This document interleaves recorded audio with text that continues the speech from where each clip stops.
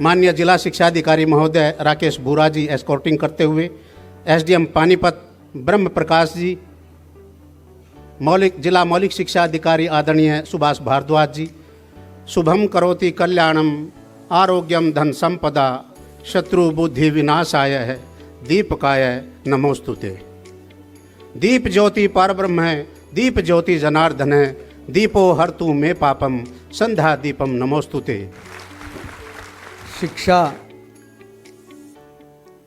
मनुष्य बनाती है। शिक्षा का काम ही मनुष्यत्व की ओर लेके जाना है।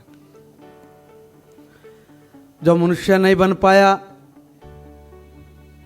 वो राक्षस ही रहा, और जो राक्षस रहा वो सदा इस सृष्टि का और यहाँ के संस्कार का दुश्मन बना रहा। और इसी दुश्मन की वजह से हम बहुत कालखंडों से अपनी उन ऊंचाइयों पर पहुंचने से वंचित रहे जहां पर कभी हम पहुंचे हुए थे।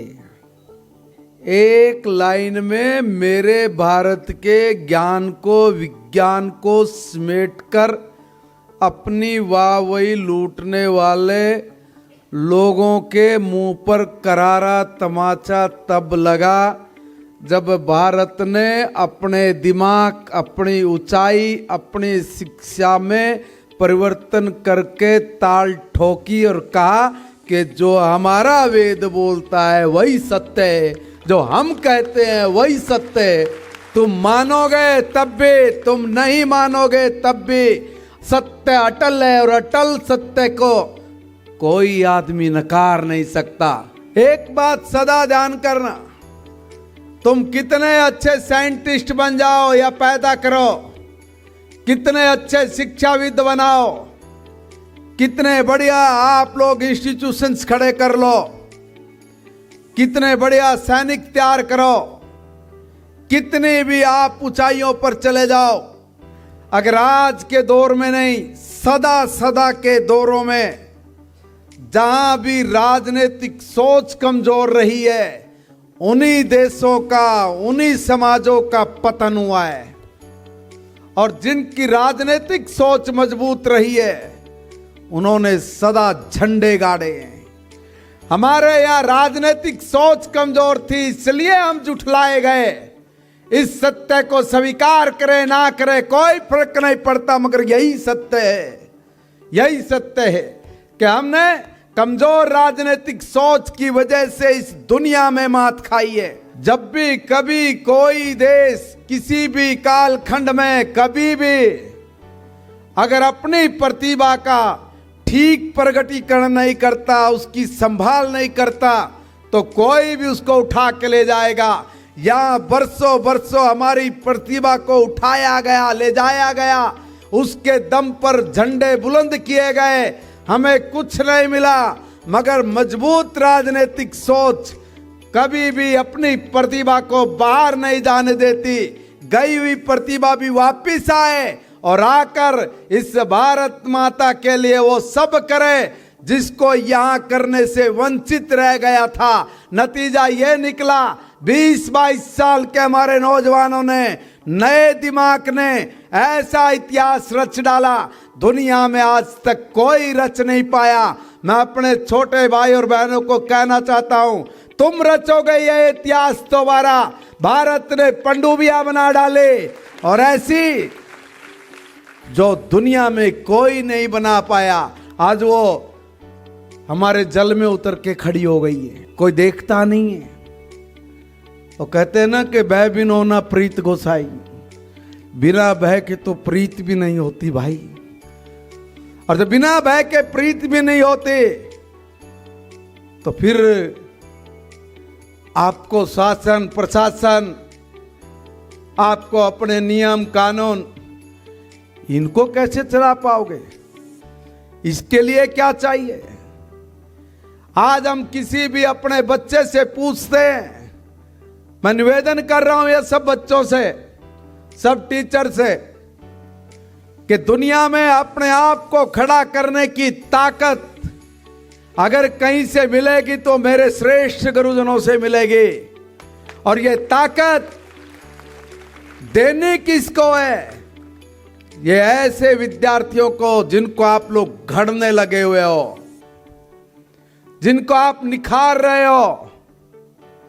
उनमें प्रतिभा कैसी है, इसको कागज पर अगर नोट करना शुरू कर दिया और उस दिमाग के पीछे अगर आपने अपना कौशल लगा दिया, अपनी मेहनत लगा दी, दावे से कहता हूं हिंदुस्तान का हमारा दिमाग 100 में से 100 ही एक्सपर्ट है। 100 में से 100 एक्सपर्ट है। अनेक प्रकार के कार्य क्षेत्र हैं।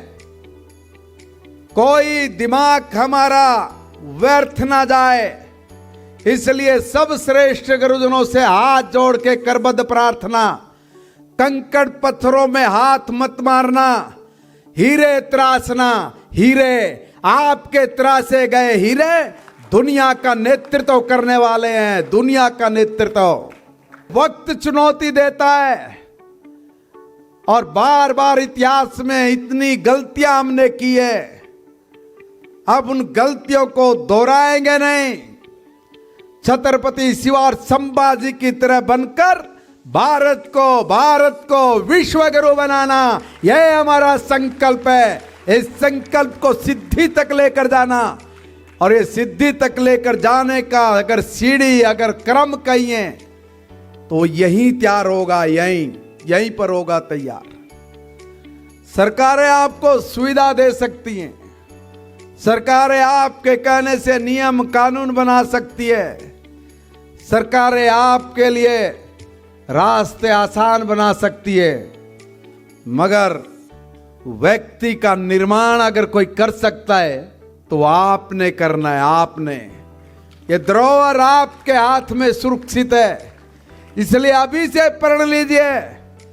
अभी से जीजा भाई का रोल, अभी से आप चाणक्य का अपना गुरु का रोल, आज इसको स्वीकार करने की आवश्यकता है। सारी दुनिया को हमने चुनौती दे डाली। 140 करोड़ लोगों ने हमने चुनौती दी है कि जब भारत अपनी आजादी का 100वां साल मना रहा होगा, तब तक भारत दुनिया का सबसे ताकतवर देश बन चुका होगा। हम बनाएंगे भारत को दुनिया का सबसे ताकतवर देश। ये संकल्प लेने की आवश्यकता है। 22-23 साल बचते हैं। इन 22-23 सालों में मैं भारत को विश्व गुरु बनाऊंगा, मैं बनाऊंगी भारत को विश्व गुरु। ये संकल्प सुबह उठते ही बिस्तर से ले लो, शाम को सोते वक्त हर बच्चा बच्ची कहे मैं बनाऊंगा भारत को, मैं बनाऊंगी भारत को विश्व गुरु। आपका ये संकल्प धीरे धीरे इतना प्रगाढ़ होगा कि हम तय समय से पहले ही भारत को विश्व गुरु के सिंहासन पर बिठाकर दुनिया की दी हुई चुनौती को सिद्धि तक लेकर जाएंगे। यही हमारा संकल्प है। उसके लिए जिस तरह की बुनियाद चाहिए, उस बुनियाद के लिए सरकार ने शिक्षा के क्षेत्र में आमूल चूल परिवर्तन करने शुरू कर दिए। और उन आमूल चूल परिवर्तनों में एक काम कि नई राष्ट्रीय शिक्षा नीति के तहत हम लोग जो बच्चे पढ़ रहे हैं, पढ़ते पढ़ते कैसे उनको पैरों पे खड़ा किया जाए, कैसे वो एक ट्रेंड व्यक्तित्व के रूप में समाज में उतर के आए कि कोई चुनौती उसका सामना करने के लिए उसको हिचकिचाहट ना हो। सारी दुनिया फिर महायुद्ध की ओर दौड़ रही है। ऐसी स्थिति में अगर आज के दिन सारी दुनिया के बुद्धिजीवी और विचारकों को अगर आस नजर आती है तो अमेरिका से नहीं आती, जर्मन फ्रांस से नहीं आती, रसिया चीन से नहीं आती, जापान से नहीं आती। उन सब की नजर एक जगह है, क्योंकि उस देश का विचार दुनिया का सबसे महत्तम विचार है। वो कहते हैं कि अगर आज के दौर में इस दुनिया का अगर कोई संभाल सकता है, कोई उस दुनिया को बचा सकता है, तो उस देश का नाम, उस संस्कृति का नाम, उस विचार का नाम भारत है। भारत। हमसे अच्छा विचार आज तक कभी दुनिया में कोई सीख नहीं पाया, कोई दोहरा नहीं पाया, कोई बता नहीं पाया। अगर वो विचार होता तो क्या ये संकट जो चल रहे ये होते? क्या नहीं होते। दुनिया में कोई एक सरकार बननी चाहिए, तभी वहां से विचार निकल के आया है कि कौन सारी दुनिया का नेतृत्व कर सकता है। गर्व की बात है, खुशी की बात है कि सारी दुनिया में मेजॉरिटी में एक मुश्त भारतीय पुरातन सनातन को सबने सराहाया है, कहा ये कर सकते हैं। तो इसलिए तैयार हो जाइए। आप अपनी दो आंखों से भारत को विश्व गुरु बनाने के लिए और बनने के लिए आपका समय बहुत हृदय से स्वागत करने के लिए तैयार बैठा है।